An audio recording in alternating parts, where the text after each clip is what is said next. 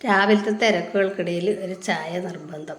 അത് ഇരുന്ന് കുടിക്കാനൊന്നും സമയം ഉണ്ടാവില്ല. ഓരോ പണിയിലെടുക്കുക, ഓരോ കൗള് കുടിക്കുക, അങ്ങനെയാണ്. ബ്രേക്ക്ഫാസ്റ്റിന് പുട്ടും കടലക്കറിയാന്നേ. എല്ലാ തിരക്കുകളും ഒഴിഞ്ഞ് എല്ലാവരും ഓരോ ഭാഗത്ത് പോയി കഴിഞ്ഞ് സമാധാനത്തോടെ ഒന്ന് കഴിക്കാനിരിക്കുക.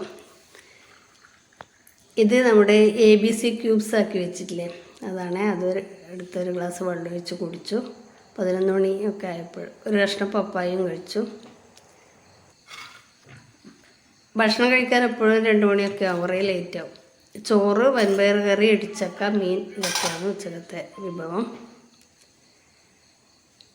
വൈകുന്നേരം ഒരു കട്ടൻ ചായ. വൈകുന്നേരത്തെ ചായ അത്ര നിർബന്ധമൊന്നുമില്ല. ചില ദിവസങ്ങളിൽ വെറും ചായ കുടിക്കും, കടികളൊന്നും അങ്ങനെ ഉണ്ടാവില്ല. ഇന്ന് ഉഴുന്നുവട വാങ്ങിക്കൊണ്ടുവന്നിട്ടുണ്ടായിരുന്നു, അത് കഴിച്ചു.